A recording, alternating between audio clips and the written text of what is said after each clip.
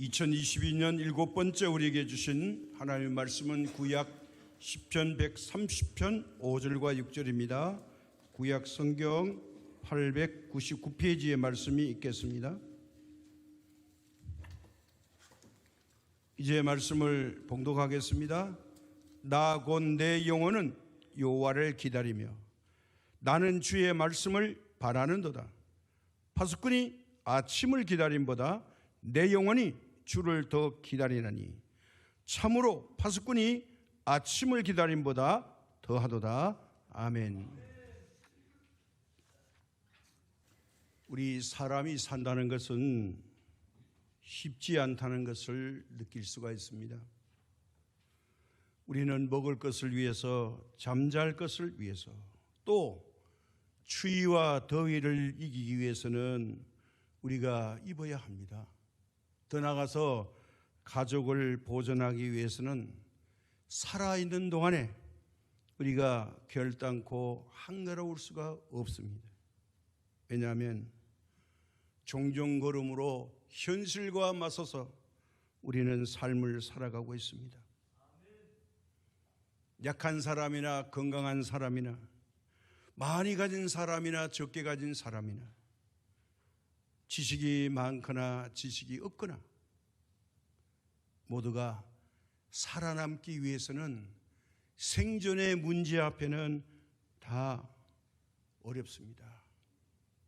우리가 땅을 밟고 사는 동안에는 눈물겨운 예수님이 있어야 생존이 가능하답니다. 살아가면서 때로는 큰 소리를 치는 것도 따지고 보면 무언가에 놀라거나 짓눌려 있어서 이곳에서 탈출하고 싶어서 조용히 해도 될 말을 큰 소리로 외칠 때가 있습니다. 이건 바로 우리가 억눌려 있는 것에 대한 반응입니다. 때로는 우리 마음과 생각이 꼬이는 것도 가엾은 우리 인생살이의 한 결과물입니다. 이렇게 생각해 보면 우리 인생의 근본적인 구원은 하나님의 은혜와 하나님의 자비가 없다면 그야말로 우리 인생은 가장 불쌍한 존재라는 생각을 합니다. 차라리 하늘을 마음껏 날아다니는 새들보다도 못하다는 생각을 할 때가 있습니다. 왜 그럴까요? 죄악된 본성을 가지고 우리가 태어나서 살아가는 인생들이니 가는 길이 정해져 있기 때문에 그렇습니다. 그러하기 때문에 우리가 오직 하나님의 은총과 자비의 구원의 길이 기대되는 사람으로 살아야 되는데 그렇지 못하다면 우리의 인생은 참으로 힘들고 어렵게 될 것입니다.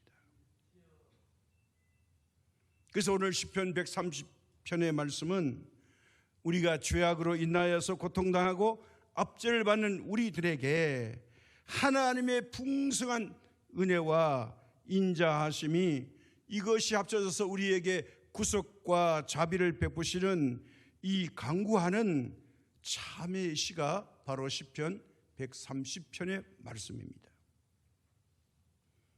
이 시의 본질은 뭐냐 하면 바로 인간의 죄악을 참회시하는 이제 본성과 죄악을 용서해달라고 하나님 앞에 은총이 오직 다른 길은 없고 하나님께만 있습니다. 이 고백을 하는 거예요. 오늘 시원 찬양대에서 부탁드리지 않았는데 오늘 시편 130편의 주제의 말씀을 찬양해 줘서 정말 감사드립니다. 본문을 말씀하지 않았습니다. 근데 어떻게 찬양을 들어보니까 본문에 꼭 맞는 찬양을 해 주었습니다. 종교개혁자 마틴 루터 목사는 이렇게 말합니다. 이 130편 시편은 인간의 전적인 타락과 하나님의 구원의 은혜가 가장 잘 나타난 150편의 시편 중에 하나다. 이렇게 130편을 평가합니다. 150편 중에 130편이 하나님의 구원과 은총을 가장 잘 표현한 시라고 말하고 있습니다. 이러한 가운데 오늘 130편 5절과 6절의 그 애틋한 구속의 모습을 강구하는 자에게 하나님을 바라보고 간절히 소망하는 생각을 해보고자 합니다. 바로 5절과 6절에 이렇게 말씀합니다. 나 곧 내 영혼은 여호와를 기다리며 나의 주는 말씀을 바라로다. 파수꾼이 아침을 기다림보다 내 영혼이 주를 더 기다리나니 참으로 파수꾼이 아침을 기다림보다 더하도다. 우리 영혼이 하나님의 은혜를 사모하고 기다린다는 거예요. 어디다 비교할 수 있느냐? 밤을 새우면 이 초병, 밤을 새우면서 경비서는 이 사람들이 기다리는 소망이 하나 있어요. 밤이 지지 않으면 교대를 못합니다. 그런데 날이 새면 이 근무지에서 임무를 마치고 내려갈 수 있습니다. 여기에 비유를 했습니다. 오늘 우리가 본문을 보면서 먼저 생각하는 것은 우리 인생은 여호와를 기다림으로 인하여 비로소 삶의 소망과 기쁨을 기대할 수 있다는 말입니다. 여호와를 기대하고 여호와를 기다림으로 인해서 삶의 소망이 여기에서 생긴다는 거예요. 이 생기는 삶의 소망이 뭐냐? 기쁨으로 연결되어진다는 겁니다. 우리 인간은요, 정말 근본적으로 우리가 어려움을 당할 때에, 그리고 죄악의 문제에 직면하게 되면 이걸 해결할 능력이 나에게 없음을 깨닫게 됩니다. 우리가 대표적으로 야곱의 삶을 보면 그렇습니다. 야곱은 무던히도 자수성가한 사람들의 대표성입니다만은, 그러나 그는 자기의 노력으로 이제 형이 갖고 있는 장자의 축복권을 빼앗고 싶었습니다. 그냥 놓치고 싶지 않습니다. 자격은 미달입니다. 기회를 노립니다. 드디어 기회를 포착했습니다. 형 에서가 배가 고파서 기진맥진합니다. 그때 접근합니다. 형, 내가 그 배고픔을 면제해 줄게. 팥죽을 줄 테니까 형, 그 돈 드는 거 아니야. 형이 갖고 있는 그 장자권 있잖아. 그거 나한테 팔어. 에서가, 야, 장자권이 왜 대수냐? 알았어, 너 가져버려. 그리고 팥죽이나 가져와. 팥죽을 맛있게 먹었습니다. 야곱은 득이양양합니다. 야, 드디어 장자권을 샀다.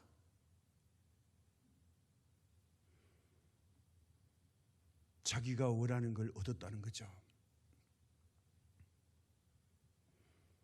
그리고 더 나가서 아버지를 속여가지고 자기가 이삭이 준 그 놀라운 축복을 뺐습니다. 거짓말로요? 에서라는 거죠. 거짓말로 잠시 이걸 사용해서 이제 자기 수단 방법으로 얻었습니다. 그러나 욕심의 끝으로 얻어진 끈은 결국 삶의 중요한 순간마다 뿌리 깊은 종기가 골마 터진 것처럼 그를 계속 괴롭히고 있습니다. 외삼촌에게 가서 빌부터 삽니다. 그런데 외삼촌이 자기와 똑같이 속여 먹습니다. 더 이상 견딜 수 없어서 이제 고향으로 돌아갈 결심을 합니다. 그런데 고향으로 돌아가려고 길을 나서니 이게 웬일입니까? 이놈 만나기만 해봐라.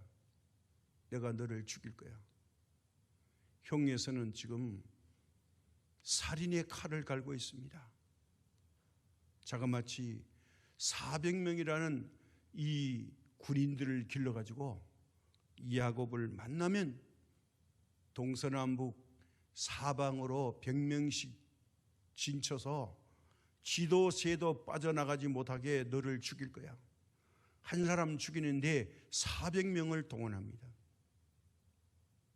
오직 이 사람들을 고용하는 이유는 목동들이 아닙니다. 내 동생 야곱을 죽이기 위한 작전입니다. 이 소식을 들은 야곱은 두렵고 떨리죠. 이제 외삼촌의 집에서 엄청난 복을 받았습니다. 자녀가 13명입니다. 짐승이 한때, 두때, 반때로 나눠도 넉넉합니다. 그래서 다 강을 건너게 합니다. 그러면 조카들 보고, 우리 부인 보고, 양떼, 소떼의 이 어마어마한 이 제사를 보고 형이 감동하도록 말이에요. 반떼를 거니고 자기는 약복강 강가에서 초조하게 소식을 기다리는데 소식이 절망입니다. 이제 약복강을 건너면 자기는 죽을 수밖에 없습니다. 이때 밤새도록 그는 하나님 앞에 무릎을 꿇을 수밖에 없습니다. 이제 다 소용없습니다. 자기 한 목숨 죽느냐 사느냐는 이제 이 약복 강가에서 하나님의 기다림을 통해서 하나님의 응답을 받지 않고 건넜다가는 끝장나니까 하나님의 응답을 기다렸습니다. 그렇게 좋아했던 가족들, 재산, 장자권,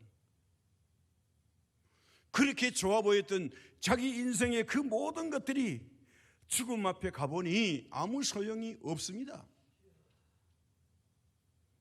그러므로 우리는 이 야곱을 보면서 우리의 인생을 미리 살고 간 한 드라마틱한 일기장과 같습니다. 우리에게 주신 가장 큰 시련과 고통과 눈물, 그리고 아무런 소망이 내 현실 앞에 보이지 않을 때, 이 절망의 한 장면 속에서 우리는 이때 하나님을 기다려야 합니다. 이게 기다림이에요. 왜 기다려야 될까요? 기다리고 있는 건 소망이 아닙니다. 절망입니다. 그러함에도 불구하고 이때야말로 기다려야 된다는 거예요. 밥이 맞도록 수고했습니다. 아침이 동떠오면 그 임무가 끝나고 아침이 오면 이제 교대해서 내가 책을 짊어지고 있는 책임을 다 벗을 수 있습니다. 그런데 오늘 말씀합니다. 파수꾼이 기다림보다 오히려 내 하나님 여호와의 은혜를 기다림이 더 간절하다고 시인은 소망하고 있습니다. 하나님의 은혜입니다. 언제 기다려야 될까요? 내가 무능함을 느낄 때. 우리가 인생을 살다 보면요, 때로는 참 내 처지와 상황과 형편을 보면 한없이 나약해지고 참 꼴이 이게 뭐람? 나약하고 답답해 보입니다. 그래서 내가 확 죽어버려야 되겠다. 자살을 쉽게 결심하려고 합니다. 끝내자. 그러나 여기에서 우리가 눈을 들어 하나님을 바라보는 순간 우리는 또 다른 힘을 얻고 용기를 얻으며 살 소망이 생깁니다. 누구를 바라보면서요? 하나님을 바라보면서입니다. 우리가 살아갈 때 때로는 중요한 결정을 해야 될 때가 있습니다. 이때 뭘 참고해야 될까요? 내 자신을 볼 것이냐, 하나님을 볼 것이냐, 현실을 볼 것이냐, 현재의 상황을 볼 거냐, 아니면 미래를 바라볼 거냐. 미래의 주인공은 내가 아니라 바로 하나님이십니다. 내가 하나님으로 인하여 소망을 가질 거냐? 현실에 주저앉을 거냐? 선택하라고 결정을 다고칠 때가 있습니다. 우리가 이걸 연속으로 겪고 있죠. 삶이 답답한 지경에서도 오늘날 나에게 가장 큰 어려움은 하나님이 바라보고 기다리는 기다림조차도 이루어지지 않을 때라는 말이에요. 내가 하나님을 믿었는데, 의지했는데, 그리고 여기까지 참았는데, 끝까지 기다려봤는데, 그럼에도 불구하고 하나님의 응답이 없으시다. 그러면 끝난 거 아니냐?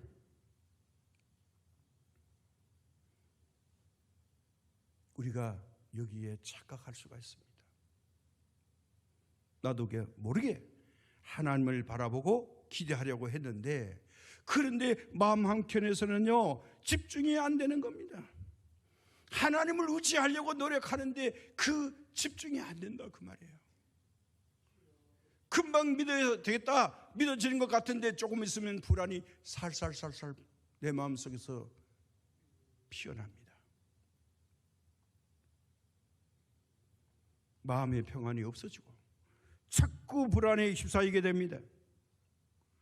사탄은 스스로 내 마음속에 들어와서 우리를 흔들고 미혹합니다.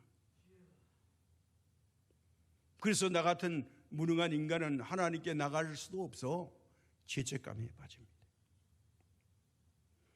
내가 나를 봐도 아는데 난 참 형편없는 존재야. 스스로 자기감에 실망의 마음이 들어옵니다.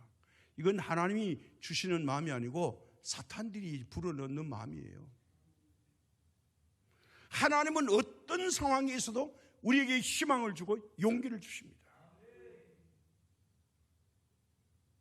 그러면서 우리가 영적으로 좀 깊어지면요, 과연 내가 이 상태로 하나님 앞에 나갈 수 있을까? 이건 하나님이 주시는 성령의 마음이 아닙니다. 사탄이 우리에게 주는 마음입니다. 사탄이 하는 중요한 일은 뭐냐 하면 우리에게 문제를 일으켜서 하나님을 보지 못하게 합니다. 왜냐하면 아무리 죄인이라도 하나님을 보게 되면 문제가 해결받기 때문입니다. 그래서 마귀는 어떻게 하든지 우리를 불안하고 초조하고 근심하게 해서 하나님께로 나오지 못하게 합니다. 하나님께 나오기만 하면 이건 이제 하나님 앞에만 있으면 이건 나의 문제가 아니라 하나님이 불쌍히 여기시는 자비로움이 어려움을 해결해 주시는 것을 마귀들이 우리보다 더 잘 알고 있습니다. 하나님 앞에만 나오면, 그러니까 하나님을 기다리지 못하게 하는 거예요. 극도로 초조하게 만듭니다. 초라하게 만듭니다. 불안하게 만듭니다. 믿음의 마음의 여유를 없애버리려고 합니다. 기다린다는 것은요, 여유로운 마음이에요. 그래서 내가 나를 생각할 때 소망이 없어요. 그러나 내가 하나님을 믿으면 하나님이 나를 긍휼히 여겨 주시면요, 이제 내가 죽어도 여한이 없고 살려주시면 염치는 없지만 감사합니다. 이렇게 고백할 수 있습니다. 이제 여기에 대해서 두 사람을 한번 생각해 보려고 합니다. 역대하 12장에 보면 이스라엘의 초대왕 사울왕이 나옵니다. 위대한 선지자 사무엘이 이제 제사를 지내려고 오기로 약속했는데, 오기로 약속한 날이 다 돼도 나타나지 않습니다. 분명히 오늘 온다고 그랬는데 안 와요. 휴질력이 다 돼도 안 와요. 다급한 사울왕이 이 제사장이요 선지자가 하나님 앞에 드려야 할 이 제사를 자기가 드려버려요. 왜 그랬을까요? 초조하고 불안했어요. 블레셋이 쳐들어왔어요. 전쟁이 일어났어요. 사무엘 선지자가 와서 이 제사를 드리면 분명히 하나님께서 이 이스라엘을 건져 주실 터인데 선지자가 안 오는 거예요. 초조한 나머지 제사를 딱 마치는 순간에 누가 나타납니까? 사무엘 선지자가 나타납니다. 충격적인 예언을 합니다. 왜 왕이 제사를 드립니까? 왜 초조해졌습니까? 당신을 누가 왕으로 세웠습니까? 이제 당신이 이 일로 하나님께서 왕직을 버리십니다.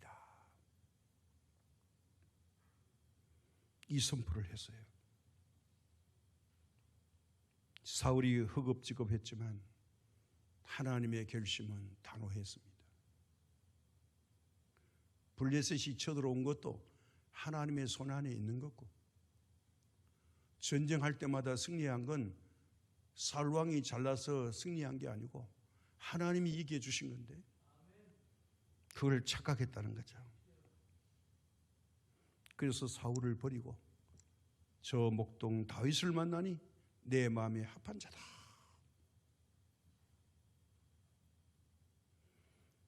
자, 왕으로서 이제 하나님께 쓰임받는 왕이 한 분 나옵니다. 남쪽 유다 왕 여호사밧이죠. 역대하 20장 1절 여기에 보니까 사울 왕과 전혀 대비되는 왕의 모습이 나옵니다. 그 후에 모압 자손과 암몬 자손들이 40 사람들과 함께 와서 여호사밧을 치고자 한지라. 세월이 흘렀어요. 갑자기 남쪽 유다의 여호사밧이 왕이 되어 있는데 모압 암몬 족속과 40 족속들이 3개의 나라가 연합해서 전쟁을 일으켰습니다. 자, 전쟁을 대비하지 않았어요. 갑자기 침공에 들어오니까 이 유다 나라는 우왕좌왕합니다. 대책이 없습니다. 군사력을 보강하지도 않았습니다. 신무기를 갖다 놓지도 않았습니다. 그러니 어떻게 하겠어요? 이제 죽는 길밖에 없죠. 그럴 때 여호사밧은 탁월한 지도력을 발휘합니다. 하나님 얼굴을 향하여 온 유대 나라에 금식을 선포합니다. 역대하 20장 3절과 4절에 보면 이렇게 기록합니다. 여호사밧이 두려워하여 여호와께로 낯을 향하여 간구하고 온 유다 백성에게 금식하라 공포하며, 유다 사람이 여호와께 도우심을 구하려 하여 많은 유다 모든 성읍에서 모여와서 여호와께 간구하니라. 금식하면서 스스로 기도하면서 우리가 하나님께 기도하자. 하나님께 도우심을 위하여서 모두 하나님께 간구했다는 거예요. 그래서 어떻게 했느냐? 12절과 13절에 보니까 이렇게 말합니다. 우리 하나님이여 그들을 징멸하지 아니하시나이까.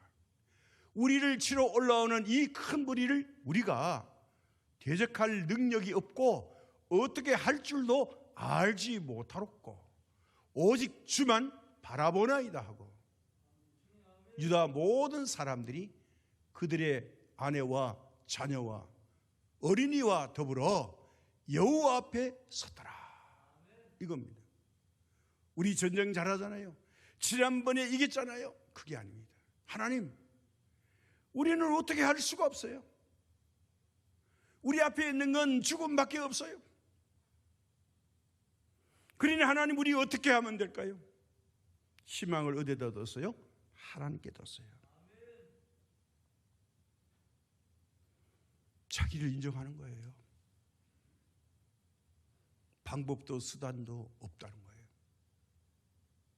그러니 저 3개 연합군을 바라보는 군대가 아니라 우리는 오직 주만 바라보나이다.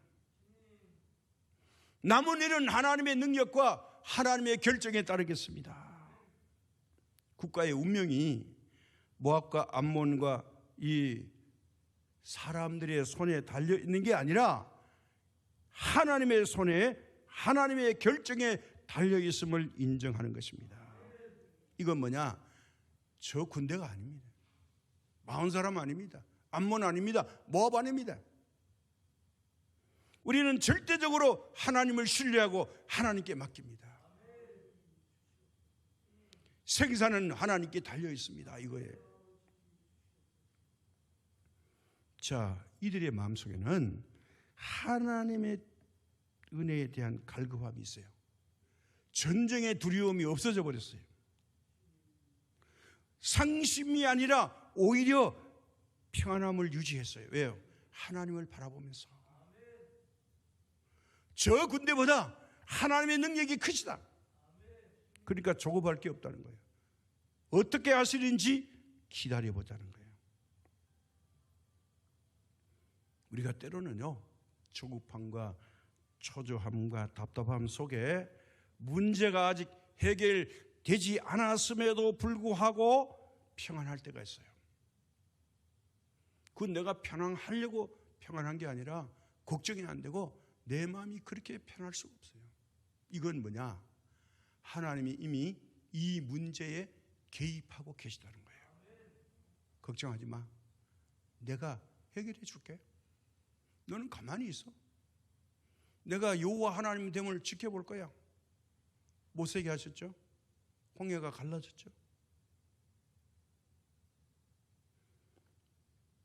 바로 뭐냐? 나로서는 어떻게 해볼 방법도 없고 수단도 없고 능력도 없다고 생각할 때 오직 하나는 생각할 수 있습니다. 누구를요? 하나님을 바라보는 거예요. 하나님, 제가 할 수 있는 건 아무것도 없습니다. 하나님이 책임져 주시고 하나님이 나의 길을 인도해 주옵소서. 왜냐하면 내가 할 수가 없습니다. 오직 하나님만 바라봅니다. 결과를 하나님께 맡기겠습니다. 이 자세가 주어진다면요, 우리의 삶은 폭넓게 볼 수 있고 은혜롭습니다. 어디를 둘러봐도 하나님만 보이게 되어 있습니다. 그렇게 되면요, 우리가 믿음 하지만 이때 비로소 내 모든 삶을 하나님 손에 맡기는 겁니다. 그리고 하나님을 기대할 때에 내가 하는 것보다 훨씬 놀라운 기적들이 우리에게 일어날 줄로 믿습니다. 그게 뭐냐? 그래서 우리에게 얻어지는 결과물이 있다면 믿음의 자유함을 얻는 거예요. 믿음은 구속이 아닙니다. 우리의 믿음대로 믿은 대로 그리고 역사하십니다. 그러니까 급하지 말라. 하나님을 기다려봐라. 하나님을 의지해라. 힘들 때 하나님을 불러라는 거예요. 스바냐서 3장 17절에 이런 말씀이 있어요. 너희 하나님 여호와가 너희 가운데 계시니 그는 구원을 베푸실 전능자이시라. 그가 너로 말미암아 기쁨을 이기지 못하시며 너를 잠잠히 사랑하시며 너로 말미암아 즐거이 부르며 기뻐하시리라. 우리를 보실 때에 야, 꼴 좋다. 어이구, 저거 그럴 줄 알았어 내가. 그러지 않으신다는 거예요. 사람들은 그렇게 내게 말할지 몰라도 하나님은 조롱하거나 비난하지 않습니다. 불쌍히 여기시고 우리에게 오셔서 위로해 주신다는 거예요. 누구에게요? 삶이 어려울 때 어떤 선택을 하느냐에 따라서 결과가 달라진다는 거예요. 그래서 우리 믿음의 삶이 선택할 때에 중요합니다. 우리가 보통 생각하는 건 내가 어떤 사람을 만날까? 도움이 될 일을 어떻게 할 수 있나? 그리고 내가 어떤 일을 해야 될까? 근데 우리가 어떤 일을 해야 되는지 세상의 직업이 너무 다양해서 이걸 우리가 선택한다는 것도 쉽지 않습니다. 그리고 내 생각의 사고가 어떤 사고를 갖고 있느냐 하는 겁니다. 이 세 가지가요, 우리 삶의 가장 중요한 요소라고 생각합니다. 그 믿음 없이 세상과 함께 살겠다고 덤비면 세상 사람 되는 거고, 근데 내가 믿음의 사람인데 믿음으로 살아야지 하면 믿음의 사람이 되는 거고요. 내가 좀 꾀를 부리면서 편하게 살겠다 하면 편하게 살려고 하면 그 편한 삶 가운데 뛰어듭니다. 이게 뭐냐? 자기가 선택하는 거예요. 그런데 세상 것과 자기 꾀로 뛰어들었다면 결국은 인간의 한계가 우리의 전부가 될 것입니다. 그러나 만에 하나라도 하나님을 택했다면 하나님의 결과물이 우리에게 선물로 남게 될 줄로 믿습니다.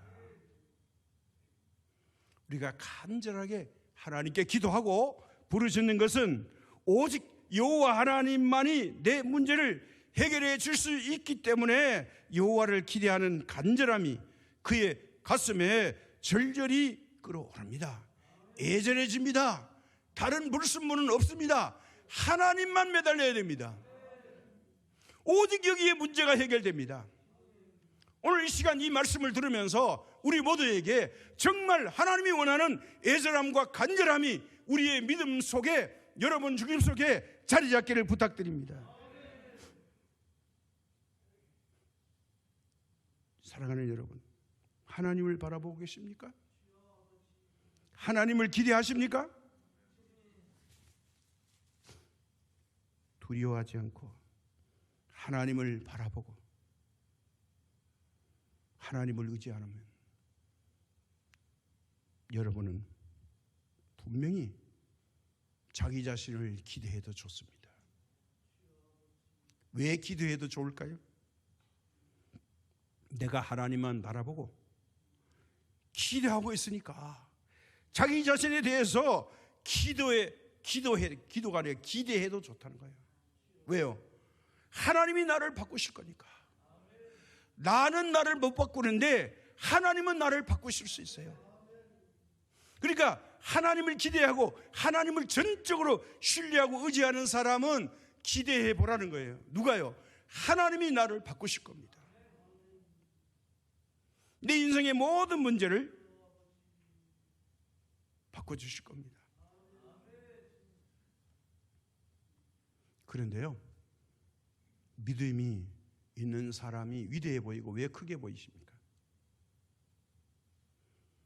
이 사람은 어떤 난관이 와도요, 두려워하지 않고 하나님을 바라보면서 믿음의 걸음을 성큼성큼 걸어서 오히려 하나님을 찾아갑니다.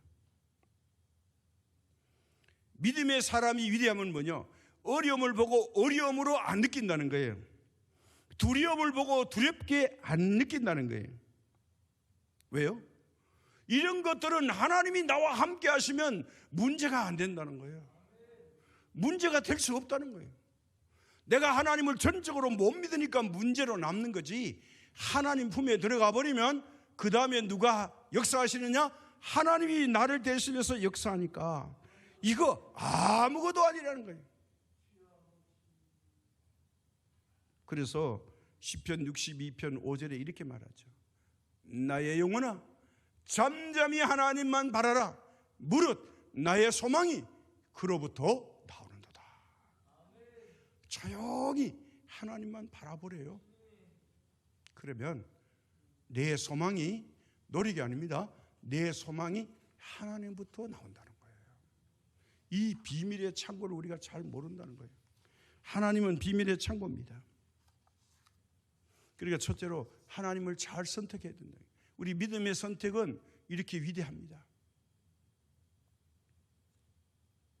그런데 이 선택의 은혜는 어떤 사람에게 주느냐?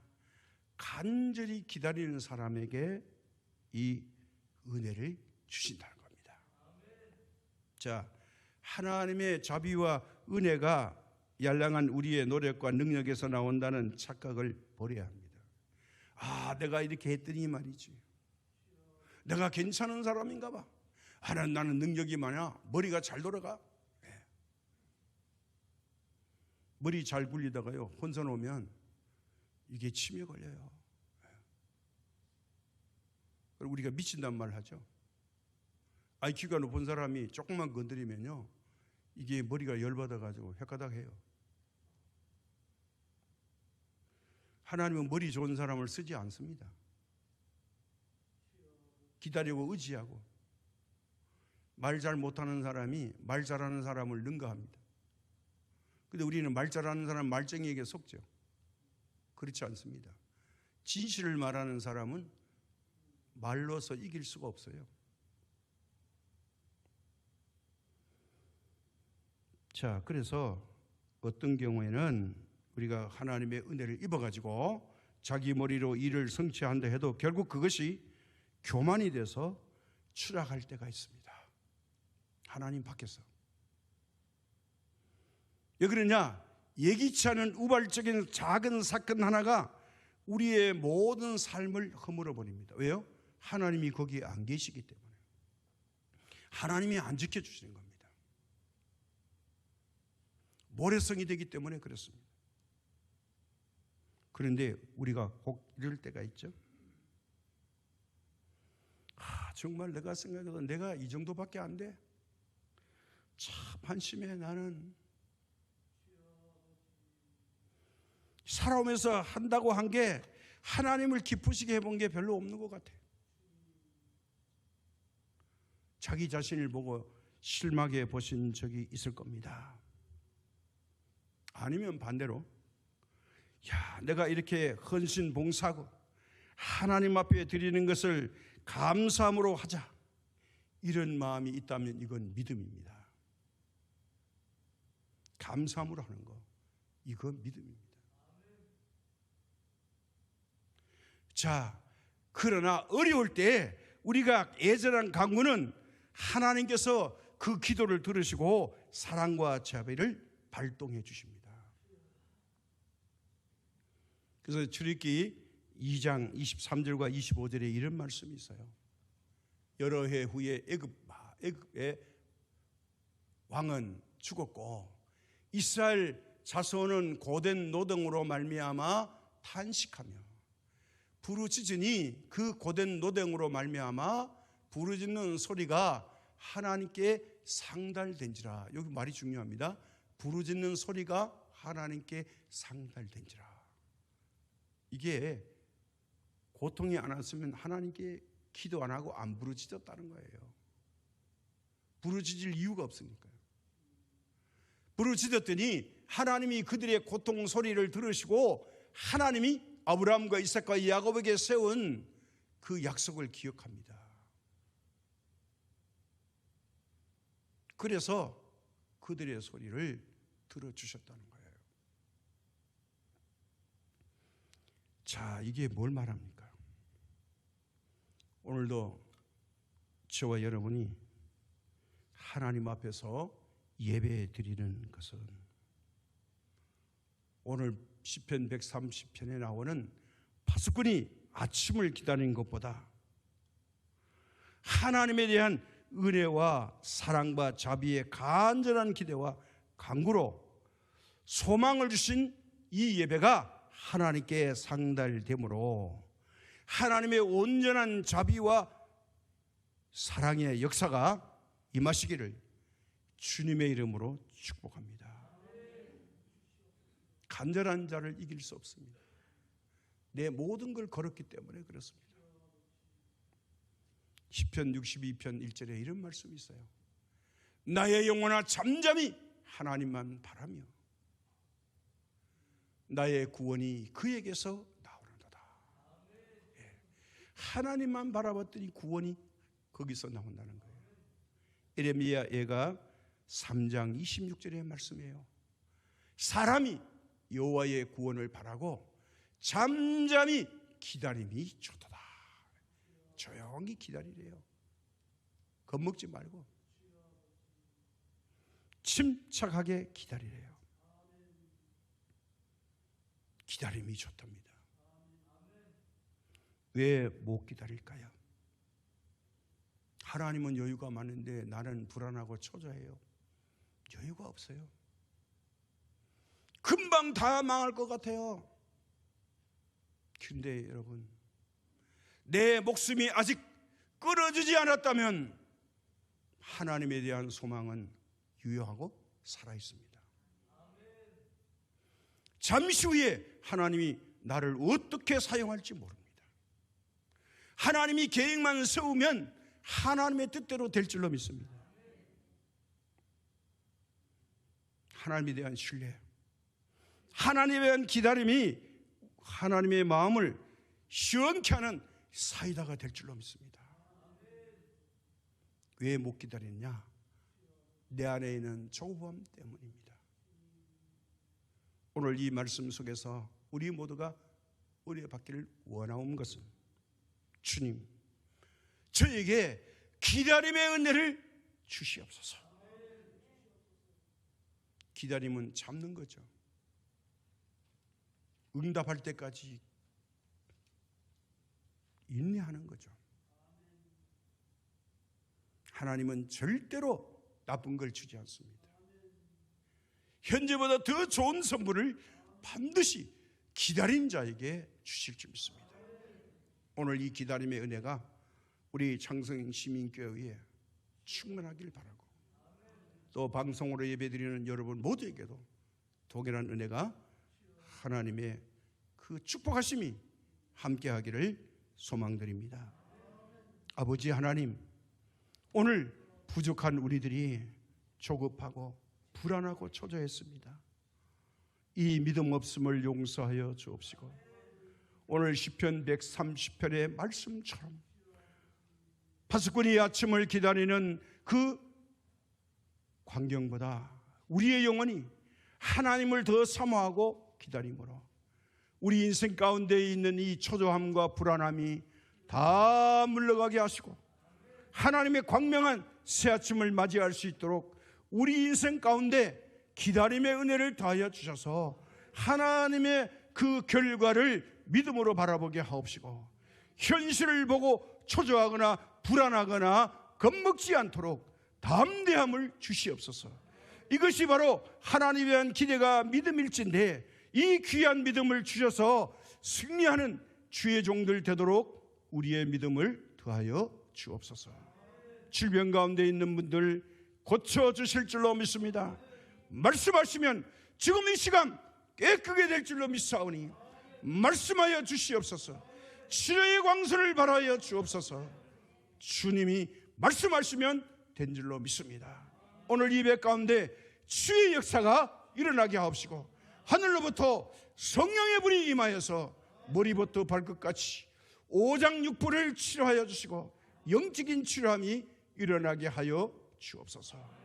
주님이 계실 때 성전에서 안전뱅이가 일어나고 지팡이를 던지고 일어났던 것처럼 하나님, 육체의 질병들이 고침받는 놀라운 기적들이 이제까지 기다렸습니다. 12년을 기다렸습니다.